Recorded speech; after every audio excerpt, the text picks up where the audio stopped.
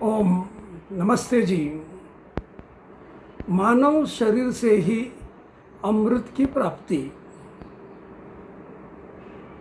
ओम संभूतं च विनाशं च यस्तद्वेदो व्यंस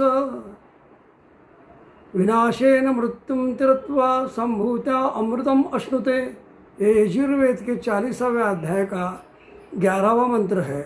इस मंत्र का भावार्थ, जो कोई मनुष्य उत्पत्ति और विनाश को एक साथ जानता है वह विनाश के कार्य कारण भाव को जानकर मृत्यु से तरता है और उत्पत्ति के कार्य कारण भाव को जानकर अमृत को प्राप्त होता है। यहाँ पर अमृत को किस प्रकार प्राप्त होता है यह हमें विचार करना है।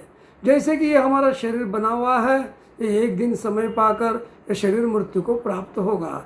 लेकिन ये शरीर जो बना हुआ है, ये शरीर पंचतत्वों से बना हुआ है और ये पंचतत्व मृत्यु के पश्चात ये शरीर फिर से पंचतत्व में पृथ्वी जल अग्नि वायु आकाश में विलीन हो जाते हैं। लेकिन यह इनका नाश किसी भी अवस्था में नहीं होता, ये परमाणु में विद्यमान रहते हैं।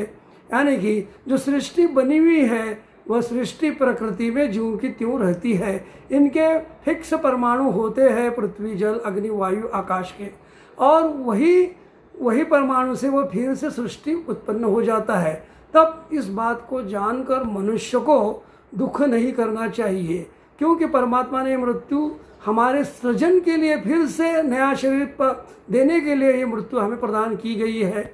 वो परमात्मा हमें फिर से नया शरीर प्रदान करता है। उसके कार्य कारण भाव को जानकर हम ये देखते हैं कि जब पदार्थ कोई भी नाश नहीं हो रहा है, वैसे सिद्धांत के अनुसार नश इस धातु से नाश शब्द बना हुआ है।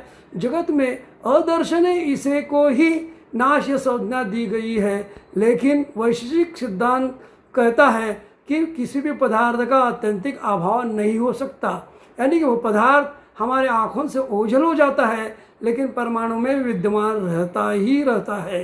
यानी कि हमारा शरीर पंचतत्व में जाने के पश्चात भी वो किसी न किसी रूप में विद्यमान ही रहता है। और जब हम माता के गर्भ में आ जाते हैं तब फिर से हम पंचतत्वों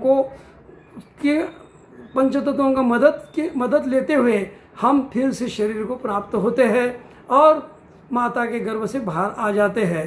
तो यानी कि यहाँ पर हमारा जो नाश है यह नाश नहीं है, क्योंकि हम मूल स्वरूप में आत्मा है। आत्मा अजर है, नित्य है, अमर है, अनादि है, सनातन है, शाश्वत है, पुरातन है। शरीर के मारे जाने के पश्चात भी आत्मा मारा नहीं जाता है। सिर्फ वह समय समय पर कर्मानुसार शरीर को अलग अलग शरीर को प्राप्त होता है। लेकिन मनुष्य को यह प्रयत्न करना है कि उसे बार बार मनुष्य जन्म में आने के लिए 50% पुण्य करना होता है, ताकि वो बार बार मनुष्य जन्म में आए और इस मनुष्य देह में ही वह साधना कर सकता है। इसीलिए यजुर्वेद के 40वां अध्याय के 14वां मंत्र बताता है कि विद्या च अविद्या च यस्तद् वेदो उभयंस अविद्या मृत्युम तिरत्वा विद्या अमृतम अश्नुते।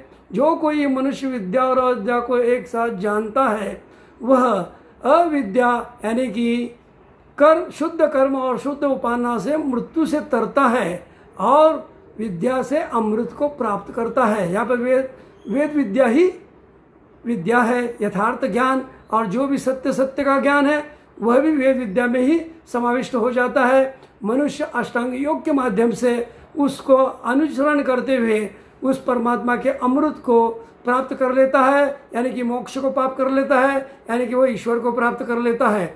यह अष्टांग योग के माध्यम से बिल्कुल ही सरल मार्ग है। ऋषि मुनि योगी तपस्वी जिन्होंने इसी मार्ग पर चलते हुए उस परम पिता परमात्मा के अमृत का पान किया हुआ है और अमृत पान कर वह स्वेच्छापूर्वक विचरण करते हैं और जहाँ भी जाते हैं वह निर्भीक होकर जाते हैं। उन्हें पता होता है कि हम आत्मस्वरूप है, हम आत्मा में रमण करने वाले हैं। उनका मन इंद्रिय बुद्धि वश हो जाती है और वे इच्छा रहित, भय रहित और क्रोध रहित हो जाते हैं और जीते जी वे ऋषि लोग मुक्त होते हैं और स्वेच्छापूर्वक विचरण करते हुए मानव का कल्याण करते हैं, समस्त प्राणी मात्र का कल्याण करते हैं।